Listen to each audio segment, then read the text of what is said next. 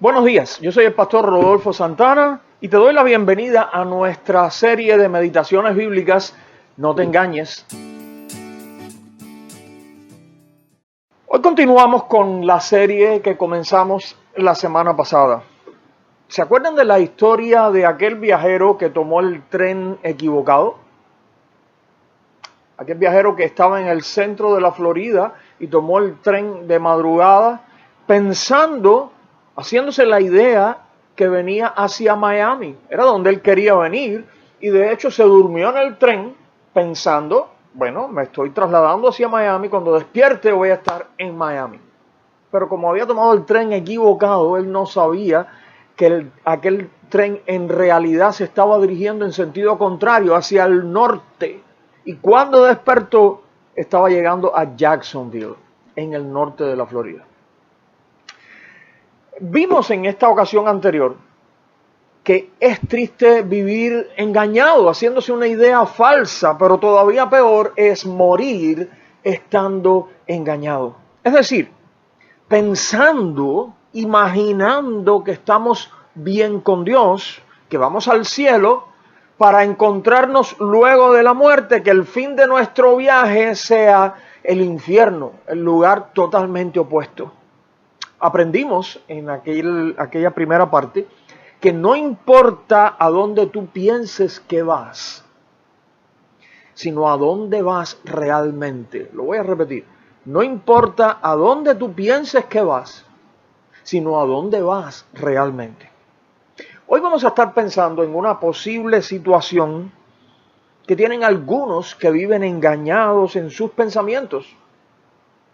Pero no queremos que pienses, bueno, eso le viene bien a esta otra persona.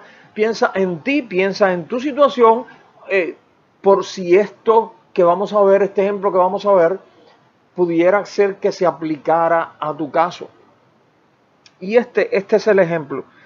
Tal vez tú oyes o escuchas de buena gana. Tal vez eres de los que les gusta escuchar de la Biblia, escuchar de la palabra de Dios. Asistir de vez en cuando a la iglesia, al templo, allí a escuchar la predicación y la escuchas con interés. ¿Te gusta? ¿Te interesa? Tal vez asistes a un grupo pequeño, participas allí, te sientas y vas porque te gusta escuchar.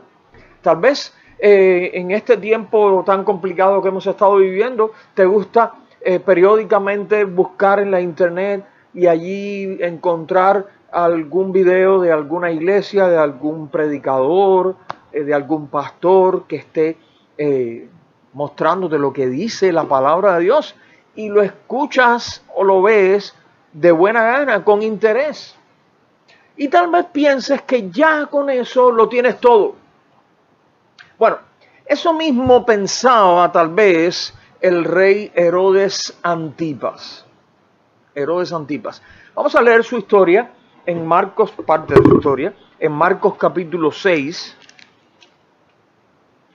En la Biblia, Marcos capítulo 6, los versículos del 17 en adelante. Puedes buscar en tu Biblia, Marcos capítulo 6, la parte del Nuevo Testamento, o puedes escuchar porque yo voy a estar leyendo. Dice, porque el mismo Herodes había enviado y prendido a Juan y le había encadenado en la cárcel por causa de Herodías, mujer de Felipe su hermano, pues la había tomado por mujer. Porque Juan decía a Herodes, no te es lícito tener la mujer de tu hermano. Pero Herodías le acechaba y deseaba matarle y no podía. Porque Herodes temía a Juan, sabiendo que era varón justo y santo, y le guardaba a salvo.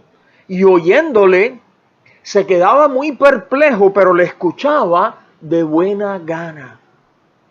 Pero venido un día oportuno, en que Herodes, en la fiesta de su cumpleaños, daba una cena a sus príncipes y tribunos y a los principales de Galilea, entrando la hija de Herodías, danzó y agradó a Herodes y a los que estaban con él a la mesa.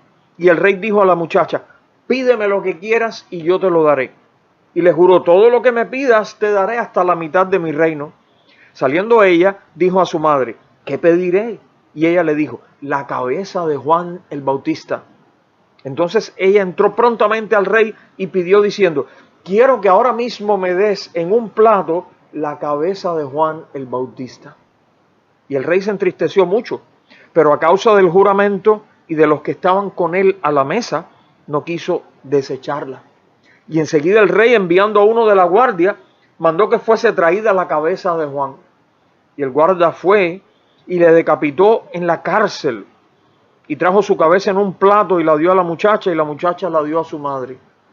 Cuando oyeron esto sus discípulos, vinieron y tomaron su cuerpo y lo pusieron en un sepulcro. En esta historia vemos que el rey Herodes, de esta familia de triste fama de los Herodes, la familia herodiana, había tomado preso a Juan. Este Juan era un profeta de Dios, el último de los profetas, aunque su historia está en el Nuevo Testamento, el último de los profetas al estilo del Antiguo Testamento, aquel que Dios usó para preparar el camino para su Hijo Jesucristo. Pero Herodes había tomado preso a este mensajero de Dios. Juan hablaba palabra de Dios, pero Herodes lo había mandado a meter preso porque Juan le decía que estaba mal lo que él estaba haciendo. Y generalmente a los poderosos, bueno, a nadie le gusta que les reprochen lo que hace, pero los poderosos como que sienten desafiado su poder y entonces generalmente toman o intentan tomar represalias contra los que les dicen cosas así. Y Juan le decía a Herodes que no podía tener a aquella mujer porque esa era la mujer de su hermano Felipe. Bueno, pues Herodes lo mandó a meter preso. Pero se nos dice en la historia que Herodes lo escuchaba. Dice, oyéndole, se quedaba muy perplejo. Se quedaba Herodes de una pieza, pero dice que lo escuchaba de buena gana.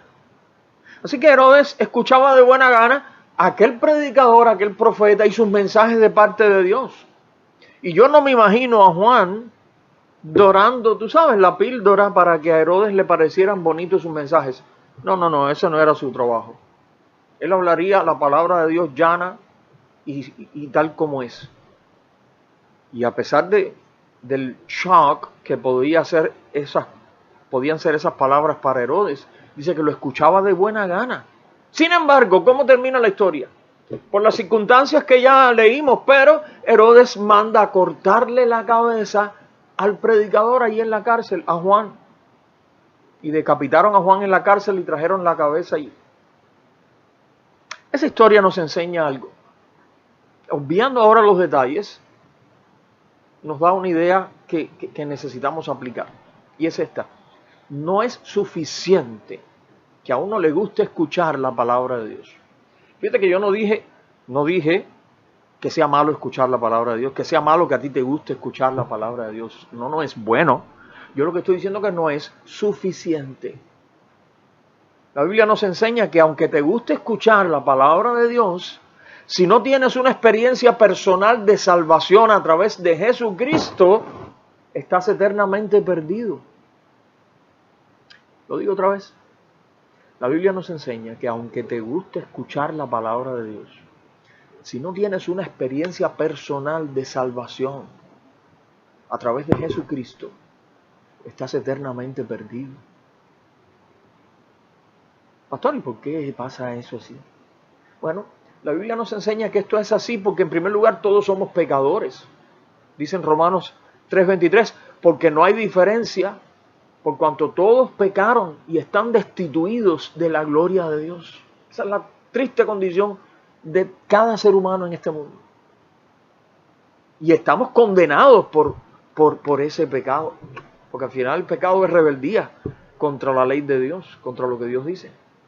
Por eso dice en Romanos 6:23 que la paga del pecado es muerte. El pecado nos separa de Dios y nos condena eternamente al infierno. No es solamente escuchar la palabra de Dios lo que nos puede salvar del pecado, lo que nos puede salvar de la condenación. Podríamos estar escuchando la palabra de Dios de buena gana toda una vida y aún así seguir en la condenación por causa de nuestros pecados. De hecho, la Biblia nos enseña algo muy importante, que te voy a decir ahora, y en la próxima meditación lo voy a repetir, lo voy a estar repitiendo porque es una idea clave. Nada de lo que nosotros hagamos, por bueno o religioso que parezca, nos puede salvar del pecado. Lo voy a decir otra vez.